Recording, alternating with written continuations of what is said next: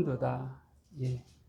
오늘 이 본문을 가지고 세 종류의 꿈이란 제목의 말씀을 나누려고 합니다. 새해가 시작되면은 나름 계획들을 세우게 됩니다. 여러분들은 어떤 계획들을 갖고 계신지 저는 알지 못하겠지만 어쨌든 우리가 새해가 시작되어지면 무엇인가 새롭게 계획을 세우고 꿈을 꾸게 됩니다. 1963년 8월 28일 미국 워싱턴 DC 링컨 기념관 광장에는 약 20-30만이 되는 많은 사람들이 모여 있었습니다. 그때 한 흑인이 그 군중들 앞에서 연설을 시작합니다. I say today my friend로 시작해서 I have a dream today로 끝나는 이 연설. 나에겐 꿈이 있습니다. 이 연설이 끝나고 나서 1년이 지나 미국의 인권법이 만들어졌고 또 1년이 지난 1965년에는 투표권법이 통과되는데 결정적인 역할을 했습니다. 무슨 말인가 하면 이때 마틴 루터 킹 목사의 그 연설을 통하여서 이런 내용을 했습니다. 나에겐 꿈이 있습니다. 흑인과 백인이 같은 자리에서 같은 버스를 타고 있고 또 같은 식당에서 같이 밥을 먹고 있고 또 우리가 똑같이 일할 때 똑같은 임금을 받고 있고 이런 정말 흑인이나 백인 차별이 없는 그런 사회를 꿈꾼다란 그 연설. 이때까지만 하더라도 우리가 알고 있듯이 흑인들한테 백인과 흑인이 있을 때 같은 버스에 타지 못했습니다. 흑인이 만약 백인이 탄 버스에 흑인이 타게 되면은 그들 백인들이 그를 구타했고 쫓아낸 적들이 종종 있었고요. 식당에서도 같은 자리에 앉지 못했습니다.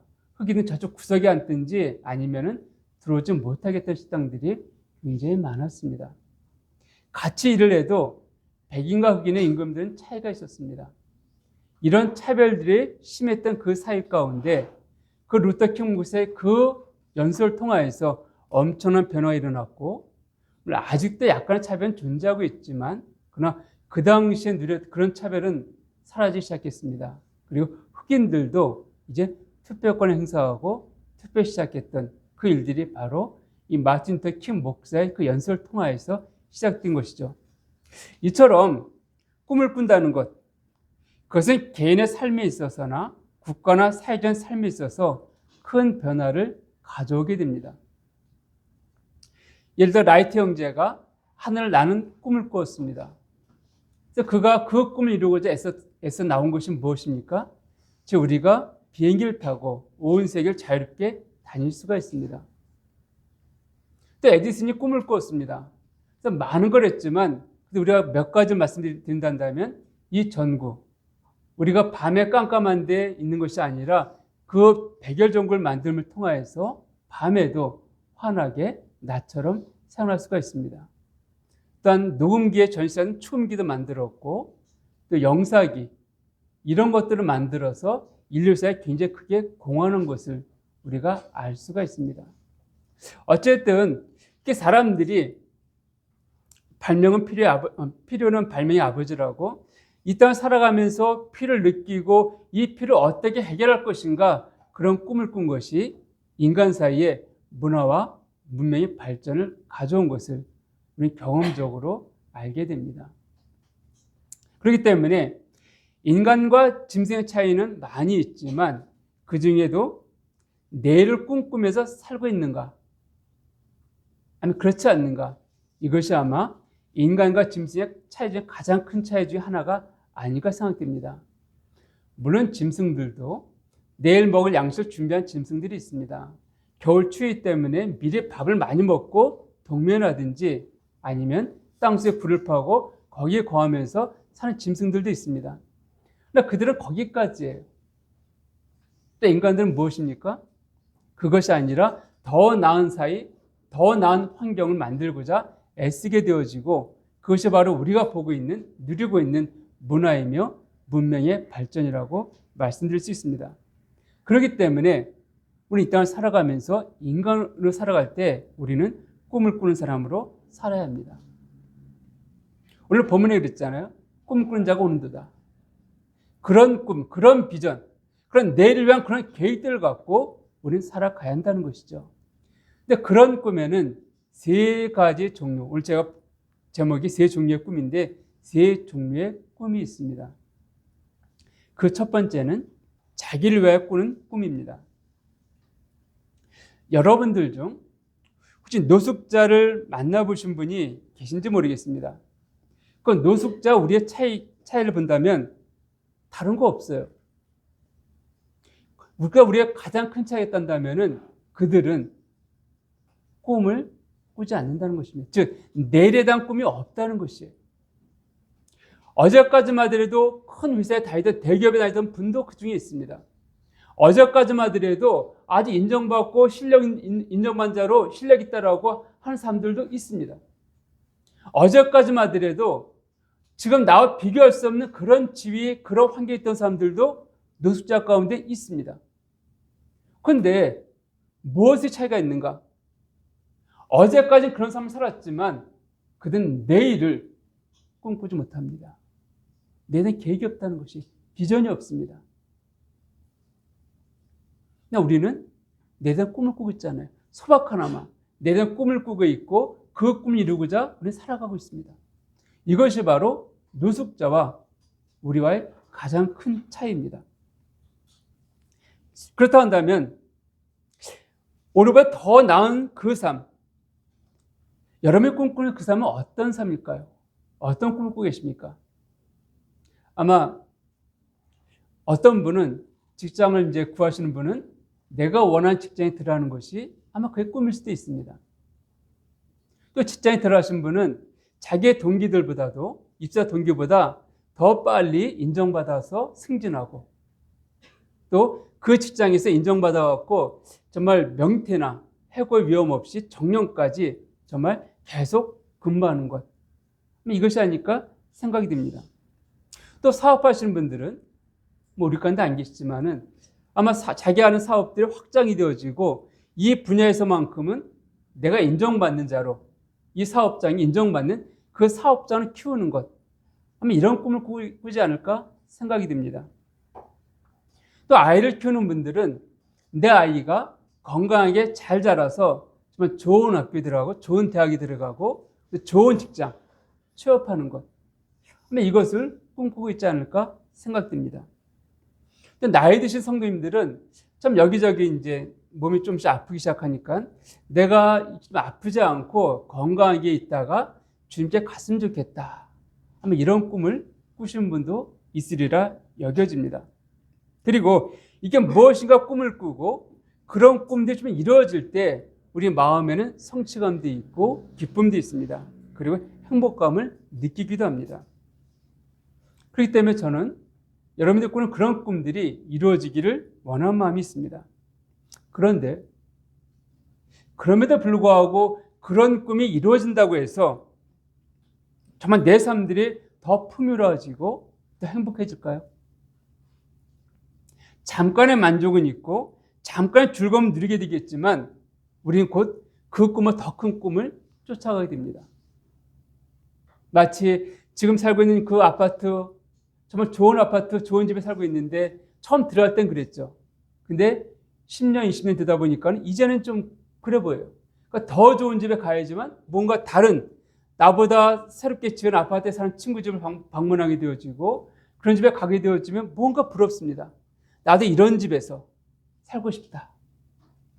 또 차를 운행하시는 분들은 좀 내 차를 타다가 10년, 20년 타다가 보니까 다른 차를 탔는데 굉장히 좋은 거예요. 나도 이런 차 좀 바꿨으면 좋겠다. 이렇게 우리의 꿈은 항상 바뀌고 더 높은 것을 추구하게 됩니다. 물론 그 자체가 나쁜 것은 아닙니다. 그렇지만 그런 꿈을 쫓아가다 보면 어느새 내 인생 끝자락에 내가 서 있음을 보게 된다는 것이죠. 그리고 그때서야 내가 꿈꿨던 그 꿈은 신기루였으며 무지개였음을 알게 됩니다. 이 정도만 되어지면 내가 만족해할 수 있고 이 정도의 삶만 되어지면 이 정도의 삶을 살 수 있단다면 내가 평안하게 이제 주님을 마음껏 섬길 수 있고 이 땅에서 내가 좀 여유롭게 살 수 있을 터인데 라고 얘기했던 그 삶들이 그 꿈들이 막상 이루어졌을 때에는 아니야, 이것보다는 조금 더 나은 삶, 조금 더 위의 삶 이렇게 추구하다 보니까는 어느새 이건 내가 이룰 수 없겠구나라고 봤을 때 우리 인생의 끝자락에 있는 나를 보게 되는 것이죠. 저 역시도 그런 모습들을 고백하게 됩니다. 제가 개인적으로 주님 앞에서 이런 것들을 갖고서 이렇게 되었으면 좋겠다라고 살아왔던 것들이 참 제 기대대로 되지 않는 많은 것들 때문에 갈등하고 어려워했었지만 이제 인생 끝자락에 오게 되면서 내가 추구했던 것들이 허상이었구나. 그리고 주께서 원하셨던 것들이 무엇인가를 보게 되면서 참 진짜 이런 것들을 알았으면 하는 후회의 마음을 갖게 됩니다. 그러기에 전도서 11장 9절을 보면 이렇게 말씀하고 있습니다. 청년이여, 네 어린 때를 즐거워하며 네 청년의 날들을 마음에 기뻐하여 마음에 원하는 길들과 네 눈이 보는 대로 행하라. 그러나 하나님이 이 모든 일로 말미암아 너를 심판하실 줄을 알라. 비록 내 삶이 죄악 가운데 빠진 삶이 아니라 할지라도 나를 위해 살았던 그 삶을 통해서 하나님은 나를 판단하신다라고 말씀하고 있습니다. 네 삶이 어떤 삶이었는지를 판단하시겠다라고 말씀하고 있습니다. 저는 여러분들이 꾸는 꿈을 응원한다 말씀드렸습니다. 그리고 그 꿈은 분명 여러분의 삶을 오늘보다는 더 나은 삶으로 이끌 것입니다. 그럼에도 그 꿈은 내게 진정 만족과 기쁨을 주지 못합니다. 왜냐하면 여러분들이 자신을 위해 꾸는 그 꿈은 비록 가족을 위한 아름다운 헌신이라 할지라도 영원한 것이 아니기 때문에 그렇습니다. 영원한 것이 아니라는 거예요. 진실로 이 땅에서 우리가 누리고 얻고자 하는 그 모든 것들 중 영원한 것은 아무것도 없습니다. 그러기에 지금 엘리 형제님의 고백처럼 영원한 것을 위하여 영원하지 않은 것을 버리는 것은 결코 어리석은 일이 아니다 라는 고백을 다시 한번 생각해 보기를 부탁드립니다. 자, 그 다음에 이제 우리는 더 나은 꿈을 꾸어야겠습니다. 그것은 하나님을 위한 꿈입니다. 두 번째로 하나님을 위하여 꾸는 꿈입니다. 거듭나 성도를 한다면 당연히 이 꿈은 하나님을 위한 꿈, 하나님을 위한 삶, 이것은 당연한 것입니다. 만약 성도라면서도 하나님을 위하여 어떤 꿈도 꾸고 있지 않다면 그의 신앙에 문제가 있거나 하나님의 인도하심에 대해서 그 오해를 하고 있기 때문이라 여겨집니다. 여기서 하나님을 위하여 꾸는 꿈은 세 가지로 또 나눌 수가 있습니다.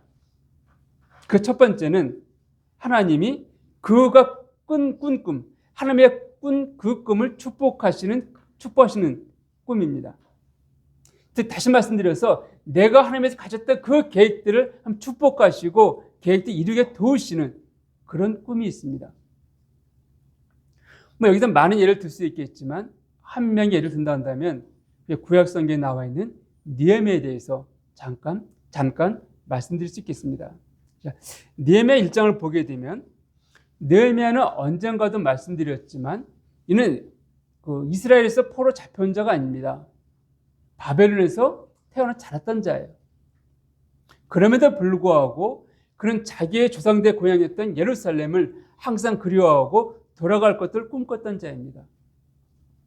그래서 그가 어느 날은 예루살렘에서 온 자들을 통하여서 그 소식을 듣게 됩니다. 예루살렘이 어떠한가 들었을 때 그들이 뭐라고 말하냐면은 3절에 그들이 내게 이르되 사로잡힘을 면하고 남아있는 자들이 그 지방 거기에서 큰 환난을 당하고 능욕을 받으며 예루살렘 성은 허물어지고 성문들은 불탔다 하는지라.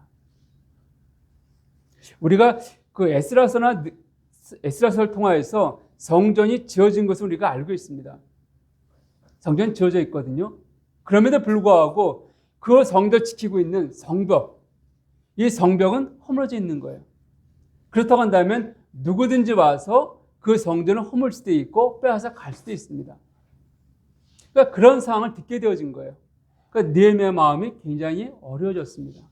하나님, 내가 그 고향에 가서 그 성벽을 짓고 싶습니다. 이런 마음의 소원을 갖게 된 거예요. 그런 꿈을 꾸었습니다. 근데 느헤미야가 어떤 사람이냐면은 그 당시 바벨론의 왕이 아닥사스다 왕인데 그 아닥사스다 왕의 신하였습니다. 그 신하 중에서 측근이에요. 왕이 음식을 먹을 때, 우리나라도 왕이 음식을 먹을 때 미리 기미상궁이라고 그러죠. 맛을 보는 상궁들이 있습니다. 그럼 맛있나 없나 이것이 아니라 그 음식에 독이 들었나 안 들었나 이걸 확인하는 그 상궁이에요. 근데 그 못지않게 술관원이라고 그러는데 우리가 그 출애굽기에서 나오죠. 요셉의 꿈에서도 이 술을 맡았다는 것은 술이라는 것은요 음식과 다르게 사람은 기분 좋기도 합니다. 근데 거기에 조금만 독이 들어가도 잘 모르고 취하면 모르잖아요. 그렇기 때문에 더 신임 얻는 사람을 그 일에 맡깁니다. 느헤미야는 바로 술 맡은 관원장이에요. 그러니까 아닥사스다 왕이 굉장히 큰 신을 맡고 있습니다. 그 대신 사람이 술을 먹는 이유 중에 하나가 즐겁기 위함입니다. 그 왕이 술을 먹으려고 그러는데 이 신하가 인상을 쓰고 들어와요. 그럼 저는 뭐 그런 적이 없지만은 그 사람들이 그러죠. 술 맛이 나겠냐고. 그렇잖아요. 기분 좋으려고 기분 좋게 먹으려고 하는데 그 술을 갖고 오는 사람이 인상 쓰고 들어와요. 막 얼굴에 술이 가득 쌓여갖고 들어오면은 그거 먹고 싶겠습니까? 기분 좋으려고 먹으려고 했는데 그렇게 들어오면 큰일 납니다. 왕이 바로 그를 죽음에 넘길 수가 있어요. 근데 항상 이 술 맡은 관원장은 항상 마음을 즐겁게 하고 기쁘게 하고 그런 태도로 그런 모습으로 왕에게 나아가서 기쁨으로 그 잔의 술을 따르는 그 역할을 맡은 사람입니다. 그런데 이 느헤미야가 그걸 알고 있으니까는요. 그럼에도 불구하고 그 마음에 있는 근심은 감출 수가 없습니다. 왕 앞에 나갔을 때 왕이 바로 알아보고 말하죠. 느헤미야 2장을 잠깐 보게 되면은 2장 2절에 왕이 내게 이르시되 네가 병이 없거늘 어찌하여 얼굴에 수심이 있느냐 이는 필연 네 마음에 근심이 있음이로다 하더라. 그때 내가 크게 두려워하여. 내 얼굴에 근심이 있는데 또 병이 없는데 왜 근심이 있어? 이 말은 곧 한마디 더 나가면은 너 나가.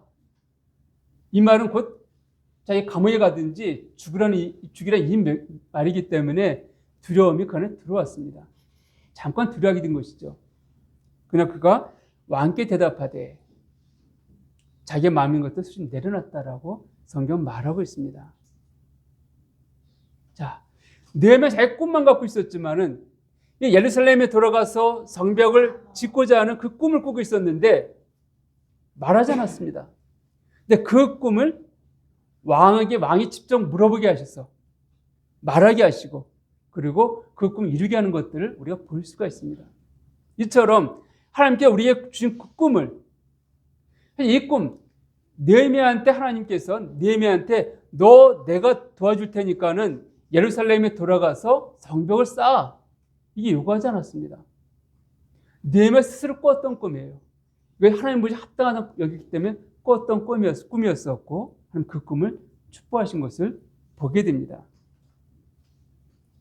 자, 두 번째는 하나님의 꿈을 꾸고 행하였지만 하나님이 그 꿈을 이루시지 않을 때가 있습니다. 이루시지 않는 꿈이 있어요. 자, 이 꿈이 이루어지면 참 좋을 것 같은데 그냥 이렇게 행한다 그랬었는데 하나님 막으시는 꿈이 있습니다. 물론 그 막으심의 그 의미에서는 더 나은 것들 주기 위한 것이 있겠지만 어쨌든 간에 살펴보게 되면 자, 다윗 왕이 하나님을 위해서 성전 짓고자 하는 마음을 가졌습니다. 그런 꿈을 꾸었다라고 성경은 말하고 있습니다. 사무엘의 7장에 보게 되면은 이렇게 말하죠. 7장 2절에 보면은 왕이 선지자 나단에게 이르되 볼지어다 나는 백향목 궁에 살거늘 하나님의 궤는 휘장 가운데 있도다. 3절에 나단이 왕께 아뢰되 여호와께서 왕과 함께 계시니 마음에 있는 모든 것을 행하사니라. 당신이 꿈꾸는 대로 행하십시오. 자, 다윗이 자기 궁을 짓고 있는데 하나님의 언약궤는요 아직 성막에 있었습니다. 근데 그 실로에 있었는데 성막은 낡고 아직 그런 거예요. 왜? 광야 40년을 거쳐왔고요. 그리고 이 시대까지 약 몇백 년 시간이 보냈기 때문에 낡을 대로 낡았습니다. 그러니까 자기 마음에 그것이 불편한 거예요. 나는 편안한 궁에 있는데 하나님의 언약궤는, 하나님께서는 저런 곳에 계시다니 내가 하나님을 위해서 성전 지어야 되겠다. 얼마나 아름답습니까? 사람들이 그걸 축복하십니다. 하나님 말씀하시기를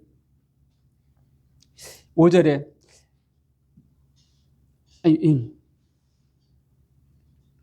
7절을 보게 되면 이스라엘 자손과 더불어 다니는 모든 곳에서 내가 내 백성 이스라엘을 먹이라고 명령한 이스라엘 어느 지파들 가운데 하나에게 내가 말하기를 너희가 어찌하여 나를 위해 백향목집을 건축하지 아니하였느냐라고 말했느냐. 한 번도 요구한 적이 없었다. 그런데 네가 이렇게 나를 위해서 이런 귀한 마음을 갖고 있다니 너무 기뻐하셨어요. 그럼에도 불구하고 그 성전 짓는 걸 허락하지 않았습니다. 왜냐하면 역대상 17장 4절에 그 이유가 돼서 언급해 있는데, 역대상 17장 4절을 보면 가서 내 종 다윗에게 말하기를 여호와의 말씀이 너는 내가 거할 집을 건축하지 말라. 왜 건축하지 말라고 말씀하셨는가? 22장 8절에 또 있습니다. 여호와의 말씀이 내게 임하여 이르시되 너는 피를 심히 흘렸고 크게 전쟁하였느니라. 네가 내 앞에서 땅에 피를 많이 흘렸은즉 내 이름을 위하여 성전을 건축하지 못하리라. 자, 너는 피를 많이 흘렸기 때문에 성전 짓지 못해 너는. 이렇게 말씀하셨습니다. 한번 생각해 보십시오. 다윗이 싸움을 참 많이 했습니다. 근데 누구를 위한 싸움이었습니까? 하나님의 백성을 위한 싸움이었습니다. 자기의 어떤 이름을 높이기 위한 싸움이 아니라 하나님의 백성에서 싸웠던 그 싸움들이었어요. 그러니까 당연히 함 축복하셨습니다. 다윗 싸움 때 나갈 때마다 함께 물어보고 함 주신 그 지혜와 전략을 갖고 나갔던 것이고 승리했습니다. 그런데 막상 하나님께서 너 사람 많이 죽였잖아. 넌 지을 수 없어. 너 짓지 마. 얼마나 마음이 어려웠을까요? 물론 하나님이 네 아들이 짓게 하겠다 약속을 하십니다. 한번 생각해 보십시오. 우리가 그 어떤 건물 우리가 그 성전을 말할 때, 자, 솔로몬이 성전 지었지만은 그 준비를 누가 다 했습니까? 다윗이었습니다. 거기 필요한 모든 것들은 다윗이 준비해 놨던 것이에요. 그거 갖고 솔로몬이 지은 것, 심지어 설계도까지도 다윗이 다 준비해 놨습니다. 갖고 지은 건 솔로몬이에요. 그럼 누가 더 많이 애썼는가? 당연히 다윗이죠. 근데 우리가 그 성전을 누구의 성전을 표현합니까? 다윗 성전 이렇게 말하지 않고 솔로몬 성전이잖아요. 성전 표현할 때. 우리가 우리의 이름을 드러낸다는 것, 참 우리 마음 가운데 굉장히 좀 뭐랄까요? 날 높이는 거기 때문에 하나님 앞에 합당치 않다 여기면서도 참 기분 좋을 때가 있습니다. 사람이 나를 인정해주고 높이는 것들. 그래서 어떤 건물을 지었는데 내 이름이 탁 들어가요. 록펠러 빌딩 이런 것처럼. 그 어떤 걸 지었는데 누구 이름이 탁, 누가 지었다. 얼마나 그게 뿌듯합니까? 그것이요. 근데 하나님은 다윗에게 허락하지 않았다는 거예요. 또 사도 바울도 있습니다. 사도 바울은 열심히 선교를 했습니다. 그리고 그가 선교를 하는데 그의 마음 가운데 아시아 지역에다 선교하는 마음도 있었습니다. 그래서 2차 선교 여행에서 열심히 아시아 지역을 가려고 애썼다라고 성경은 말하고 있습니다. 사도행전 16장이죠. 근데 하나님 어떻게 하셨습니까? 그 발걸음을 막으셨습니다. 사도행전 16장 6절 이하에 보면 성령이 아시아에서 말씀을 전하지 못하게 하시거늘 그들이 브리기아와 갈라디아 땅으로 다녀가 무시아 앞에 이르러 비두니아로 가고자 했을 때 예수 영이 허락하지 아니하시는지라. 무시아를 지나 드로아로 내려갔는데, 자, 계속해서 아시아 지역을 선교를 애쓰고 있는데 허락하지 않는다는 거예요. 막았다는 것입니다. 어떻게 막았는지 성이 구체적 언급은 없지만 아마 많은 핍박이 있었다든지 아마 여러 가지 것들로 복음을 전하지 못하겠다는 것이에요. 사도 바울이 그 선교를 나갔을 때 그냥 자기 마음에 내킨 대로 갔을까요? 나름 그 기도하고 준비했을 것입니다. 그리고 계획도 세웠을 거예요. 특히 바울의 성격은요, 굉장히 철저하게 계획적인 사람입니다. 그리고 목표에 지향적인 사람이에요. 생각 없이 하지 않습니다. 이런 바울 사도가 그렇게 기도하고 기도하며 준비했던 그 계획들을 계속 막으시는 거예요. 그리고 그 막으심 끝에 마귀냐 환상을 통하여서 하나님 어디로 보내십니까? 유럽 쪽으로 보내신 것을 알 수가 있습니다. 이처럼 우리 하나님에서 꿈을 꾸었지만 그 모든 꿈들을 이루시지는 않습니다. 하나님 우리의 계획들을, 우리의 꿈들을 바꾸실 때가 있다는 것이에요. 아니 그런 상황에 맞닥뜨렸을 때 우리가 참 어려울 수도 있고 계속 성경 나가려고 하는데 막으심이 있다? 이해할 수 없는 이 상황들 가운데 우리의 마음이 낙심될 때가 있고 어려울 때도 있습니다. 또 내가 이렇게 주례해서 준비해놨던 이 성전 짓고자 했는데 그걸 허락지 아니하신다? 그것은 내가 살아온 삶들이 문제 있는 것이 아니라 주를 위해서 열심히 살아왔는데 그 살아온 대가가, 그 결과가 성전 짓지 못하게 하신다? 이렇게 우리의 이성으로는 이해할 수 없는 것들을 경험할 때가 있습니다. 어쨌든 하나님께서는 더 나은 것들을 이루시고자 우리의 꿈들을 멈추게 하실 때가 있음들을 우리는 알아야 됩니다. 우리가 하나님께서 꿈을 꿨다 해서 항상 이루어진 것은 아니다는 것을 염두에 둬야 된다는 것이죠. 세 번째 꿈이 있습니다. 하나님의 위하여 꾸는 꿈 중에 세 번째 꿈은 자기의 의를 나타내고자 꾸는 꿈입니다. 이 꿈은 무언가 성취가 있고 나름 하나님이 기뻐하신다 여기있지만 실상은 하나님을 대적하는 일이며 영광을 취하고자 하는 꿈입니다. 나는 주에서 이런 많은 계획들이 있습니다. 이렇게 열심히 살겠습니다.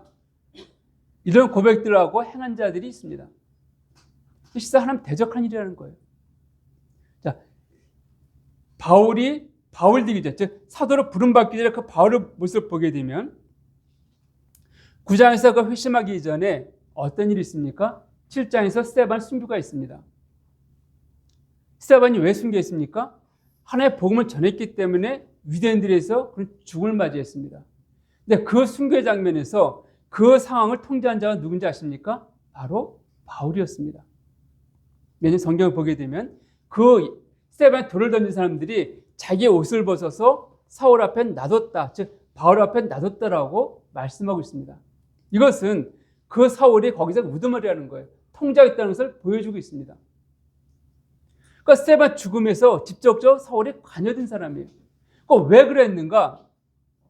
성경은요, 살인하지 말라고 되어 있습니다. 율법 보게 되어지면. 근데 왜 살인을 했을까요? 그런 사도 바울이 자기들 뭐라고 말씀하는지 아십니까? 나 율법의 의로는 흠이 없다라고 빌립보서 3장에서 36절에 보면 그렇게 언급되어 있습니다. 율법의 의로는 나는 흠이 없는 자이다. 살인하고서도요. 그 자리에서 살인을 진두취했음에 불구하고 어떻게 그런 고백을 할 수 있었는가? 이 사도 바울이 보기에, 바울이 되기 전이죠. 사울의 입장을 볼 때에는 스데반은 하나님의 이름을 모욕한 자입니다. 하나님 모욕한 자예요. 여호와를 십계명 1계명부터 3계명까지 보게 되면 하나님 이름을 모욕한 자들, 우상을 만들거나 다른 걸 경배한 자들은 하나님께서 어떻게 하십니까? 그걸 죄있다 말씀하셨습니다. 그래서 우리가 구약 성경 보게 되면 그런 자들은 돌로 쳐주겠다라고 성경 말하고 있습니다. 그러니까 하나님 모욕한 자들에 대해서 돌로 쳐주는 것은 율법 어기는 게 아니라 율법적인 것이에요. 그 부분이요. 그러니까 바울은 그 당시에 자기가 보기에 이것이 하나님 위한 열심이었습니다. 옳은 일이었다는 거예요. 그래서 그는 꺼리낌 없이 그 자리에 동참했었고 그 후에 어떻게 했습니까? 그 예루살렘 지역에 있던 많은 사람들을 잡아다가 감옥에 집어넣고 9장에서도 다메섹에 있는 사람들을, 다메섹에 있는 그 그리스도인을 잡으러 가다가 주를 만났지 않습니까? 이런 사도 바울이 사도행전 22장 3절에 보면은 이제 바울이 되고 나서죠.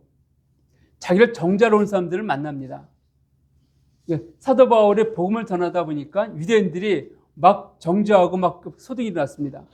이런 상황 가운데에서 천부장 앞에서 사도 바울이 자기를 정죄하러 온 사람들 앞에서 이렇게 말합니다.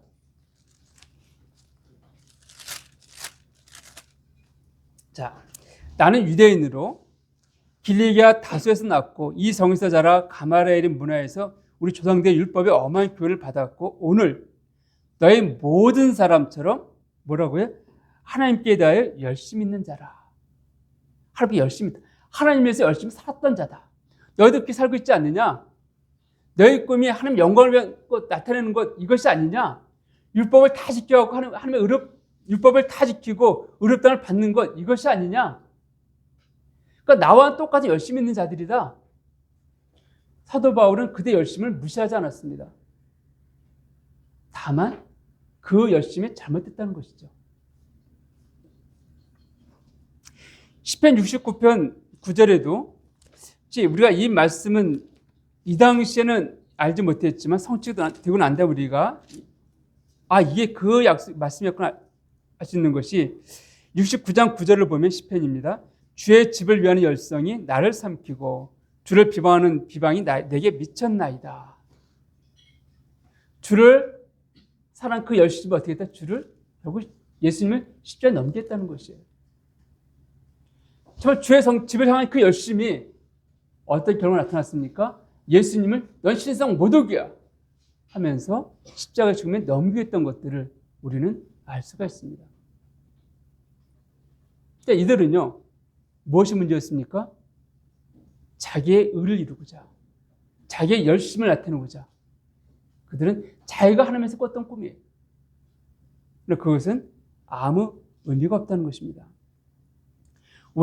이처럼 우리가 그랬던 열심이 하나님 영광을 드러냄이 아니라 오히려 우리는 대적할 수 있다는 사실을 알아야 됩니다. 그렇기 때문에 하나님을 향하여 꾸는 꿈이 문제가 아니라 그 꿈에 대한 우리의 태도를 살펴보아야 합니다.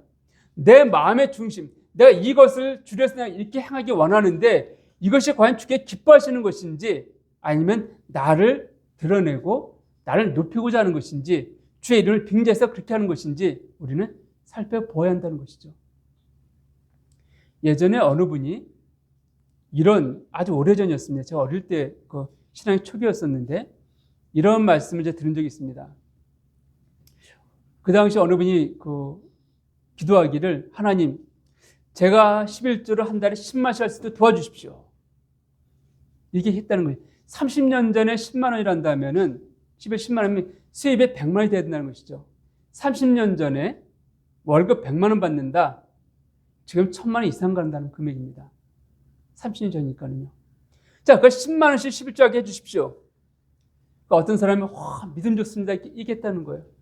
근데 그것이 물론 그 중심을 제가 모르기 때문에 조심스럽긴 합니다. 그런데 한편 보게 되면은 10만 원 헌금을 하기 위해서 나로 하여금 100만 원 벌게 해주십시오. 정말 우리가 준 게 필요하신 것이란다면은 내게 있는 거 다 준 것인데 꼭 100만 원을 줘야지만 내가 10만 원 헌금해야 될까요? 아니면 그분께 필요하신다면 내 수입이 지금 100만 원이 안 된다 할지라도 내가 그 돈을 드리는 게 마땅할까요? 어느 쪽이 성도의 고백을 여겨주십니까? 그때도 그 간절을 들으면서 마음이 좀 불편함이 있었습니다. 지금도 물론 마찬가지입니다. 금도 내 것이요, 은도 내 것이요 라고 지금 말씀하시지 않았습니까? 그러면 내게 뭘 주어야지만 내가 준 게 드리겠다? 결론적으로 나를 부유케 해주십시오. 그럼 내가 드리겠습니다. 더 많이 드리겠습니다. 이것은 성도 합당 고백은 결코 아닙니다. 그러니까 우리가 주의 꿈을 꾼다 할 때 이 꿈이 정말 주의 영광을 위한 것인지 아니면 나를 드러내고자 하는 것인지 우리는 살펴보아야겠습니다. 자, 이처럼 내가 하나님에서 꾸는 꿈이 있습니다. 근데 그보다 더 좋은 꿈이 있습니다. 그것은 하나님이 주시는 꿈입니다. 그 세 번째로 하나님이 주시는 꿈에 대해서 살펴보겠습니다. 자, 두 번째 꿈은 내가 하나님 위해서 꾸는 꿈이었었는데 더 좋은 꿈. 그것은 무엇이라고요? 하나님이 내게 주시는 꿈이라는 거예요. 그래서 성경을 보게 되면 하나님 많은 약속들을 주셨습니다. 그래서 그들로 하여금 많은 꿈을 꾸게 했다는 것이에요. 그 약속의 성취를 바라보고 그들은 나가게 했습니다. 먼저는 창세기 12장을 보게 되면 11장부터 언급되어 있죠. 갈대아 우르란 그 먼 지역에 있던 아브라함을 부르셨습니다. 그럼 말씀하세요. 넌 내가 네게 지시한 땅에 가라. 그곳에 가면 내가 너로 하여금 복의 근원이 되게 하겠다. 그 꿈을 주셨습니다. 그 꿈을 쫓아서 아브라함은 가나안까지 그 먼 길을 왔던 것이에요.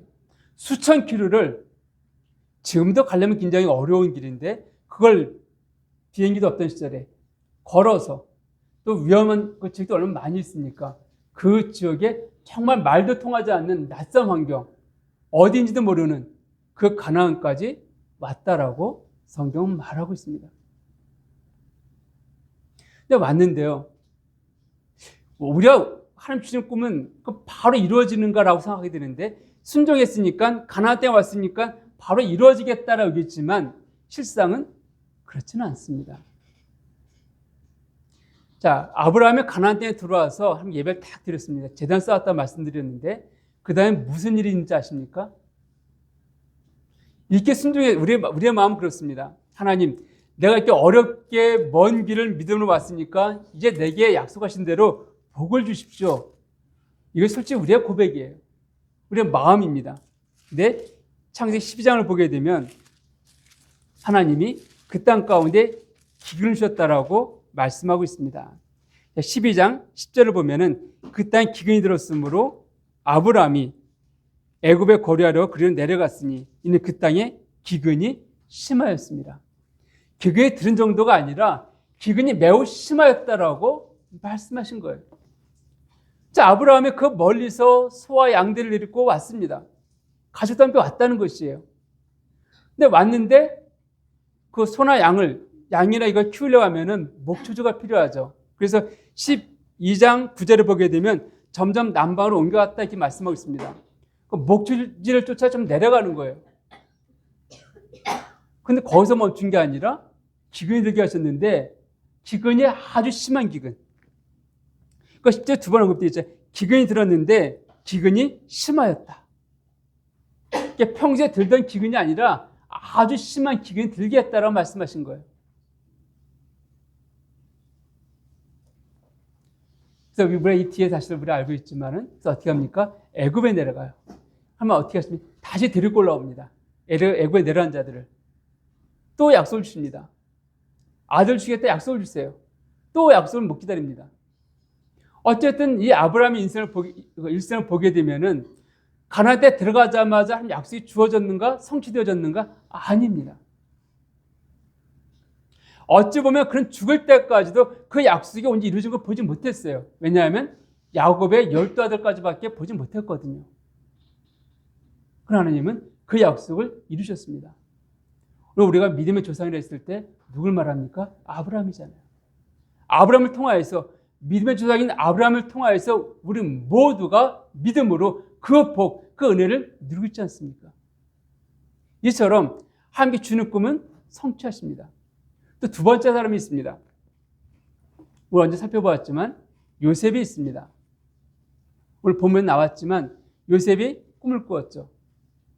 그 형제들이 자기 앞에 절하는 꿈을 꿨습니다. 베탄을 통하여서요. 또 꿈을 꿉니다. 이제는 해와 달과 별들이 꾸는 그 꿈을, 절하는 꿈을 꾸었습니다. 이 꿈을 꾸었다 이 한 가지 이유 때문에 얼마나 형제들이 내게와 절을 하겠다 얼마나 기분 좋을까요? 그런데 실상 요셉의 생일을 보게 되면은 그 꿈과 상관이 없이 흘러갑니다. 형들에게 미움받고 미디안인의 상인에 팔려갖고 애굽에 가게 되어지고 애굽에서 보디발의 집에서 종으로 타다가 열심히 섬겼는데 어디로 가요? 감옥에 갇혔잖아요. 하나님이 주셨던 꿈, 아니 내 형제들이 내 부모까지 내게와 절한다 그랬었는데 그 꿈과 전혀 관계없이 그에서 흘러가는 것 같습니다. 그러나 하나님의 꿈은 결코 사라지지 않습니다. 성취된다는 거예요. 우리가 알고 있듯이 그 하나님께 이제 요셉을 애굽의 총리에 세우시고 그래서 실제로 그의 부모와 형제들이 그게 나오는 것들을 성경은 말하고 있습니다. 베드로 안드레도 마찬가지입니다. 평범한 어부였던 그들을 하나님 뭐라 말씀하십니까? 나를 따르라. 내가 너희로 사람을 낚는 어부가 되게 하리라.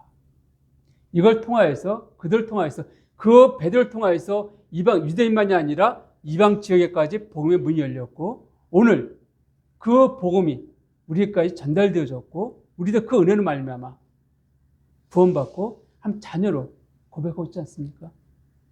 이처럼 한 약속하신 그 꿈들은 상황이 어떻고 환경이 어떻고 우리가 보기에 불가능해 보이는 것 같아도 분명히 이루십니다. 이루신다는 거예요. 내가 꾼 꿈에 대해서는 하나님께서 응답하실 때도 있고 멈출 때도 있지만 그분께서 꾸게 하신 꿈은 절대로 멈추지 않고 이루신다는 것입니다. 얼마나 놀라운 꿈입니까? 자, 여러분, 이런 꿈들을 경험하기 원합니다. 꾸기 원한다는 거예요. 오늘 사도 바울이 하나님 말씀하십니다. 23장에 보게 되면 사도행전 23장에 보게 되면 사도 바울이 예루살렘에 갔다가 로마에 가려고 했는데 그만 이제 유대인들의 그 소동을 말미암아 감옥에 갇혀 있습니다. 그 감옥에 갇혀 있을 때 하나님께서 나타나시죠. 두려워 말라. 내가 너로 하여금 로마에 가서 복음을 전하게 할 것이다. 이런 약속을 믿고 있었습니다. 근데 그가 배를 타고 가다가 사도행전 27장에 가게 되면 배가 파손했습니다. 깨져버렸어요. 그래도 사도 바울이 말하죠. 하나님께서 당신과 우리의 생명을 한 명도 잃어버리지 않게 하시겠다 약속하셨습니다. 그 약속을 믿었습니다. 자, 배가 깨져서 파손되어졌는데 겨우 섬에 올라갔습니다. 그 나무를 갖고 불을 피우죠. 근데 바울이 나무덤 딱 놓고 있는데 뭐가 나타났습니까? 그 나무에 있던 뱀이 독사가 바울을 물었습니다. 그 독사가 어떤 독사인지 성경에 언급이 없습니다. 다만 그 지역에 살던 원주민들은 그걸 보자마자 이 사람은 하나님이 저 공의롭게 행하신다.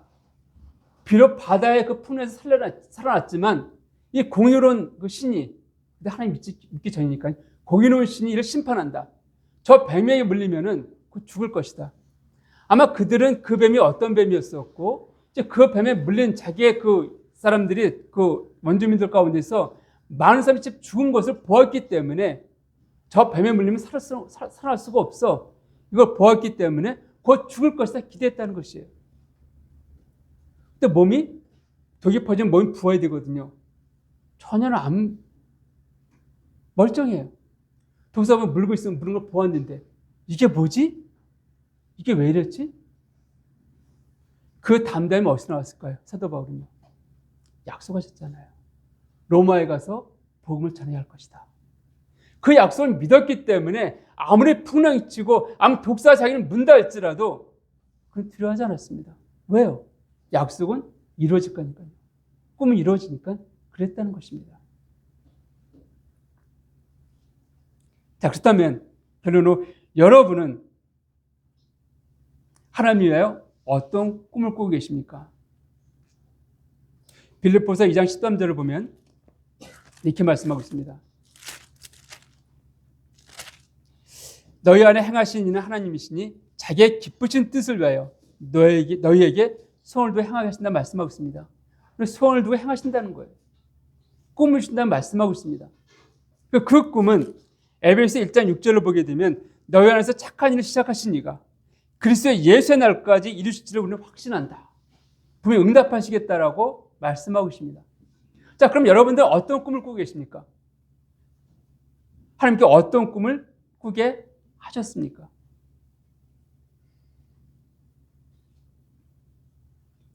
저는 그 꿈들을 축복하고 이루어지기 원합니다.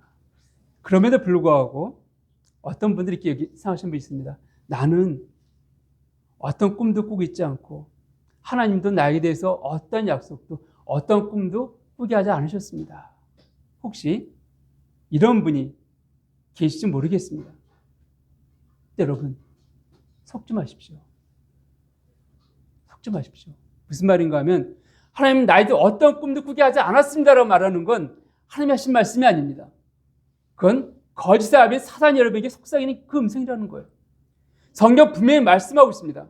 하나님 여러분 가운데 놀라운 계획들을 갖고 있고 놀라운 꿈을 주셨다라고 성경은 말씀하고 있습니다. 하나님 여러분 가운데 놀라운 꿈을 꾸고 계세요. 에베소서 1장 4절과 5절 먼저 보겠습니다.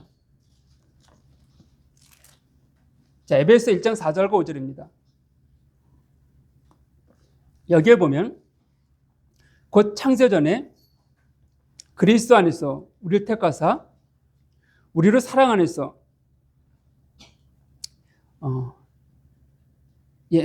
그 앞에 거룩하고 흠이 없게 하시려고 그 기쁘신 뜻대로 우리를 예정하사 예수 그리스도를 말미암아 자기의 아들들이 되게 하셨다라고 말씀하고 있습니다. 아들들이 되게 하셨다. 예, 놀라운 약속이고 축복이죠. 그런데 아들이 되게 하셨다? 이거 우리 주신 꿈은 아니잖아요. 근데 아들 된 건 믿습니다. 아멘입니다. 하나님 자녀예요. 꿈은 아니지 않습니까? 이건 꿈은 아닙니다. 단지 아들이기 때문에 주신 꿈이 있다는 거예요. 여러분이 하나님의 자녀이기 때문에 주신 꿈이 있습니다. 그것이 무엇인가 하면 로마서 8장 17절에 언급되어 있습니다. 자, 보겠습니다. 로마서 8장 17절입니다. 여기에 보면 제가 읽어드리겠습니다. 자녀이면 또한 상속자, 곧 하나님의 상속자요. 그리스도와 함께한 상속자다. 여러분이 하나님의 자녀로 간다면은 여러분들을 상속자로 세우셨다라고 말씀하는 것이에요. 내 유산을 물려받을 그런 자라고 말씀하고 있습니다. 아들이 한다면은 하나님의 유업을 이어받을 자라는 거예요. 그러니까 너는 유업을 이어받을 자야. 그 유업을 이어받을 자로서 너는 살아가야 돼. 사랑하는 여러분, 어떤 회사가 있습니다. 그 회사가 이젠 사장님도 될 수 있고 회장이 될 수 있는데 자기가 자기 가업을 자기의 아들에게 물려주려고 합니다. 어떻게 물려줍니까? 바로 그냥 나 물렸으니까 너 맡아 이러나요? 그럼 그 회사는 망합니다. 그렇잖아요. 그 일을 맡기기 전에 내 아들이 자기 회사에서 일을 하게 만듭니다. 이런 경영 파트도 일해보고 영업 파트 일해보고 총무부도 일해보고 하면서 회사가 어떻게 돌아가는지를 배우게 하는 거예요. 그래서 그런 과정을 통해서 이 정도로 한다면은 내 회사가 맡길 수 있겠다 할 때 그걸 맡기거든요. 그렇지만 그 회사가 무너지지 않고 계속 아버지의 그 뜻에서 발전해 나갈 수 있는 거예요. 이 세상에서 그럴진데 하나님 나라는 어떠할까요? 더하다는 것입니다. 하나님께서 우리에게 아들을 삼으신 것은 바로 그 유업을 물려주기 위한 것이에요. 우리 그 유업을 물려받을 그런 자란 꿈이 있습니다. 멀지 않아서 우리 그 유업을 이어받을 자예요. 그런데 내가 준비돼야 되잖아요. 그러니까 이 땅에서의 삶들은 바로 그 준비되는 그런 과정, 그런 삶을 살게 하시는 것입니다. 그럼 하나님 나라에서 그 유업을 이어받기 위해서 무엇을 배워야 될까요? 하나님 나라에서 가장 중요한 게 무엇입니까? 하나님의 본성이 무엇인가요? 사랑입니다. 사랑이에요. 하나님 사랑이시다 말씀하셨잖아요. 그러니까 하나님의 나라는 하나님 사랑으로 통치되고 운행되고 있는 그런 나라입니다. 그곳에서 우리가 그 나라의 유업을 이어받기 위해서 우리는 이 땅에 무엇을 훈련받고 있습니까? 바로 사랑입니다. 사랑인 거예요. 그러니까 우리가 하는 그 모든 것들, 율법도요, 하나님과 이웃 사랑을 말씀하고 있잖아요. 근데 더 나아가서 새 계명을 너에게 주느니 무엇이라고요? 사랑하라고 말씀하고 있잖아요. 우리 이 땅에서 우리가 훈련받는 것은 바로 하나님의 그 사랑을 우리가 훈련받고 있는 것이에요. 하나님 그 사랑. 다시 말씀드리면 아가페 그 사랑을 우리는 훈련받고 있는 것입니다. 우리 함께 모여서 훈련받고 있고요. 또 내 이웃을 향해서 훈련받고 있습니다. 그러면서 내 안에 점점 하나님의 사랑이 부어지고 커지면서 그 사랑이 점점 내 안에 자라남을 통하여서 우리는 그 유업을 이어받을 자로 세워져 가는 것입니다. 하나님은 그 약속을 주셨습니다. 어떤 약속이요? 상속자. 근데 그 사랑을 행하기에 너무 모난 부분들이 많이 있어요. 내가 상대방의 사랑을 다가가려고 하는데 까칠한 부분, 내 안에 가시가 있습니다. 모난 부분이 있어요. 상대방 상처를 줄 수 있으니까 하나님 그것을 다듬게 하시는 거야. 깎게 하시는 것입니다. 그러니까 내 옆에 어려운 형제를 둘 때도 있습니다. 내 직장에 어려운 사람을 붙일 때도 있다는 것이에요. 근데 그런 사람들을 품으면서 기도해주면서 결국 무엇이 되어집니까? 내 모난 부분들이 깎여져 나가고 내 있는 가시가 다듬어지게 됩니다. 그러니까 내 안은 무엇이 되어지나요? 점점 주의 사랑이 내 안에 부어지는 것들을 경험할 수가 있습니다. 그러니까 어느 순간부터 그 형제, 미워했던 그 형제를 우리 기도해 줄 수가 있고 정말 어려웠던 그 직장 동료를 위해서 내가 품고 이해해주고 기도해주고 섬길 수 있는 그런 마음으로 변화되어지는 것이에요. 그래서 이 땅에 우리가 훈련받고 있는 것입니다. 무엇이 되기 위해서요? 상속자가 되기 위해서요. 하나님은 이 상속자의 꿈을 우리에게 주셨습니다. 그리고 그 꿈을 이루실 겁니다. 우리가 이 장막을 벗어버릴 때 분명히 그 성취될 것이에요. 그러나 성취될 때까지 아까 제가 아브라함이나 또 요셉이나 또 베드로나 그대 삶들이 약속이 성취될 때까지 가나안 땅에 들어갔다고 그냥 성취된 거 아닙니다. 과정이 필요했잖아요. 요셉도 꿈을 꿨다고 바로 이루어진 게 아니죠. 과정이 필요하잖아요. 우리도 상속자이니까 바로 유업을 이어받는다? 아니에요. 좀 다듬어져야 되지 않습니까? 올 한 해 여러분이 그 더 많이 다듬어지는 한 해가 되어지기를 정말 주의 이름으로 부탁을 드립니다. 그래서 지금도 우리 안에 사랑이 넘친다 하지만 올 한 해 지났을 때에는 정말 누가 보아도 내 안에 또 형제나 자매를 보아도 그 안에 사랑이 넘쳐나는 그런 모임, 그런 교회로 이 교회가 세워지기를 주의 이름으로 축복하며 기도합니다. 네, 기도하시겠습니다.